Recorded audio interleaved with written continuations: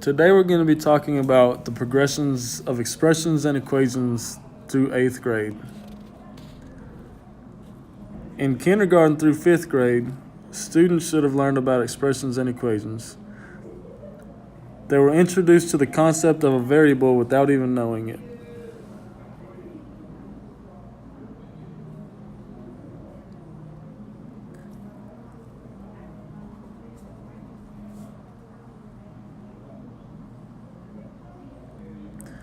For example, addition problems. So 5 plus 2 equals blank. The blank or the unknown would be the variable.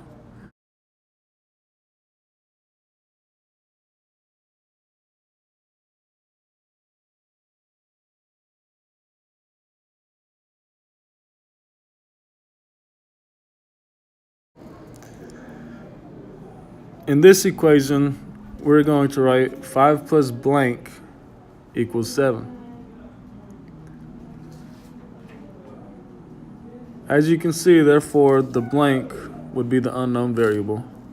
To present variables in a simple way, tell your students that a variable is a placeholder for something whose value we do not know yet. For example, whatever grade you score on your test Friday, I will add 5 points. Write an expression to represent your new test score. Since you do not know what you will make on the test, we can put a letter, let's say S, to represent your score. The expression will be S plus 5, and S is our variable. It is important for the students to get a grasp on the equal sign and what it represents. One way to show this is by using a balance model and having the students write each side of the expression in the two bowls. With all that being said, students should have a conceptual understanding of what the equal sign represents and an idea of what a variable is. They should know this before reaching 6th grade. In 6th grade, students will learn about one-step equations.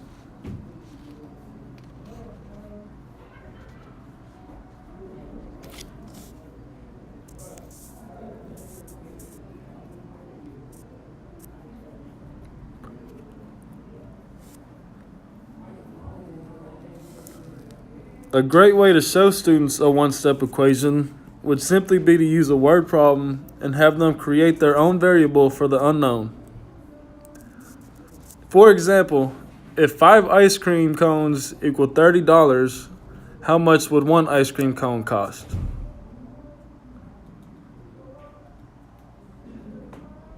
We can represent that by putting 5i equals 30, and the I would represent the ice cream cones.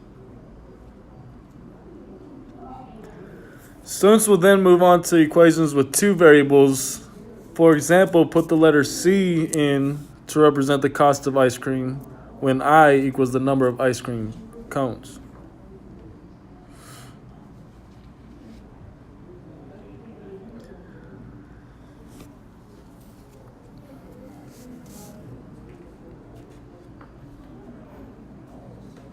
Now, as students move into multi-step equations, it is important to introduce PEMDAS.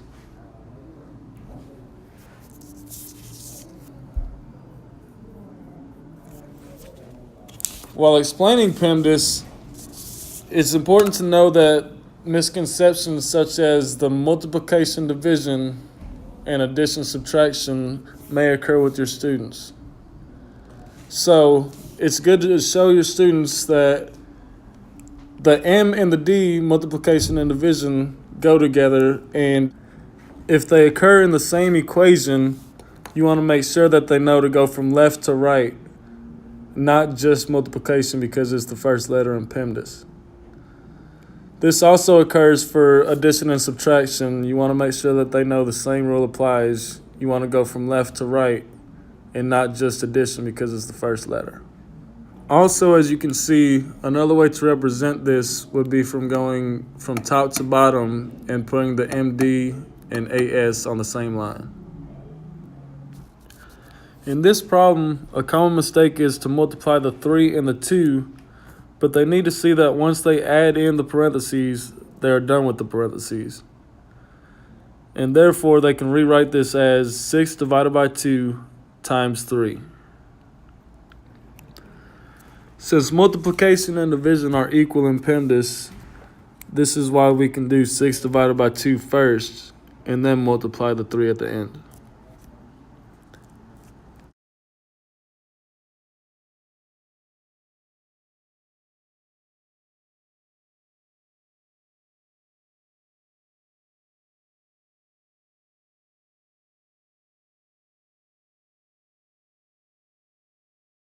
To give students a hands-on way to do order of operations, you can give them little sheets of paper with each step on a separate sheet. When given an equation, they can place the sheets in the right place underneath the equation and then work out the problem.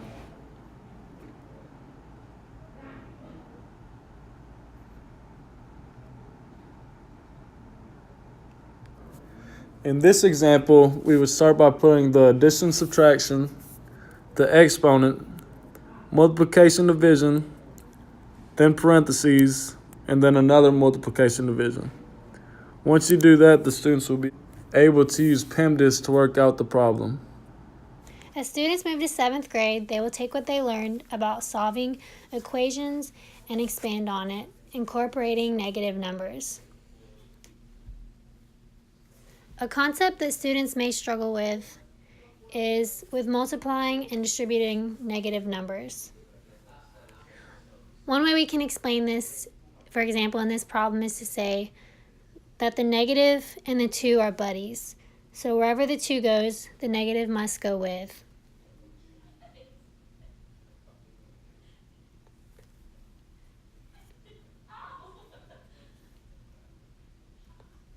They will also learn about solving inequalities and how it is similar to solving equations.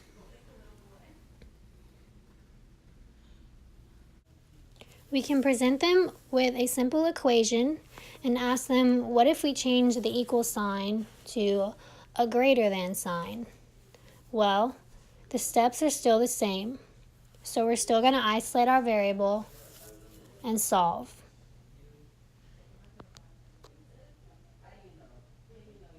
In this equation, we must flip our inequality sign since we are dividing by a negative number. We can give them examples and our final answer of how this is shown to be true. X is less than -3. We can again go back to the scales and show them that with our inequalities, we have an unbalanced scale with one side weighing more than the other.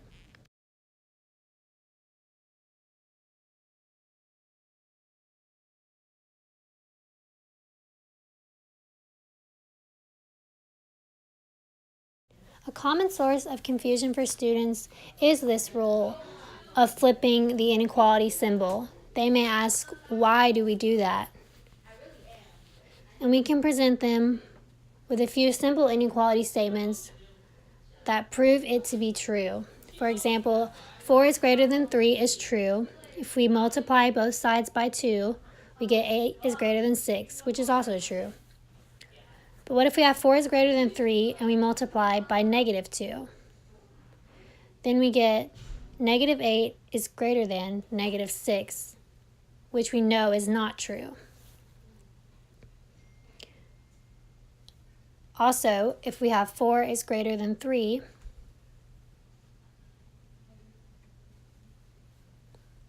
and we divide by a -2, we get -2 is greater than -1.5, which we know is also not true. But if we go back and flip these inequality signs that were previously false, we can see that they are now true. When students leave 7th grade, they should be able to solve multi-step equations and inequalities. In 8th grade, they will be introduced to properties of exponents, like the property that x to the 0 power equals 1. So any number like 4 to the 0 power equals 1. Students may struggle to understand why, so we can give them an example by showing them a pattern of exponents. So 2 to the 4th equals 16. 2 to the third equals 8. 2 squared is 4. 2 to the first is 2. So it's 2 to the 0. So we find the pattern. To go from 16 to 8, we divide by 2, and so on. So to go from 2 to what? If we divide by 2, we get 1. So we know 2 to the 0 power must be 1. To prove to them this works with every number, you can show them again with, say, 5s.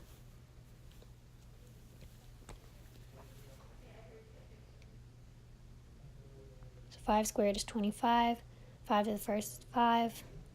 Again, as we move down, you can see that to get to the next term, we are dividing by 5. And 5 divided by 5 is 1. So 5 to the 0 power is 1. Another confusion lies with square roots. They may wonder, what is a square root? So we can say the square root of x, to find what that value is, what number multiplied by itself gives me x.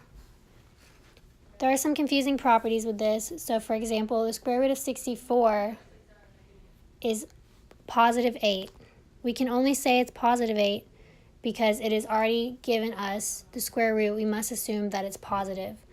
But if we have an equation x squared equals 64, where we ourselves are taking the square root, we take the positive and negative square root, and we get two answers, plus and minus 8. Students will take what they have learned previously about equations and be introduced to seeing them as functions. So here we have the function d equals 5t plus 2. We can represent this by drawing a function machine, where we have the input and top, the function, and our output, where each input goes through the machine and an output comes out.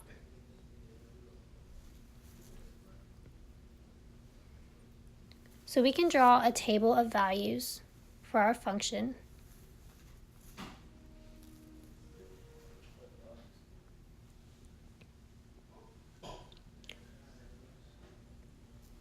So here, t is our input and is in hours, and d is distance measured in feet. So if we put 1 into our input machine, we get out 7. If we put in 2, we get out 12, and so on and so forth. We can also represent this same information on a graph. At this point, we can introduce the idea of the constant of proportionality, in which the multiplicative factor in our function above, which is 5, is also equal to the increment of our table. We can again see it's 5, which is also equal to the slope of our line in our graph. And all this information will help students build a unified idea of the concept of a function, which they will carry with them all throughout high school. Students will also learn how to solve simultaneous equations. For example, if I say tickets for the class show are $3 for students and $10 for adults, if the auditorium holds 450 people and the show sold out and raised $2,750 in ticket sales, how do I find out how many students bought tickets? So students would learn how to set up their own equations and solve for one variable in one equation and plug that in to the next equation. The key is to have students take these problems step by step, write out everything they know, and even color code, and work it out piece by piece until they find exactly what was asked in the question.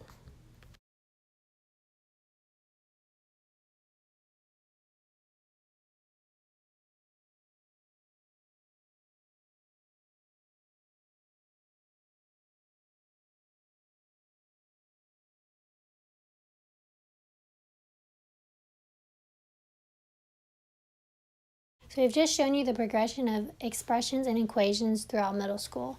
Students will take what they've learned and carry it into them throughout high school.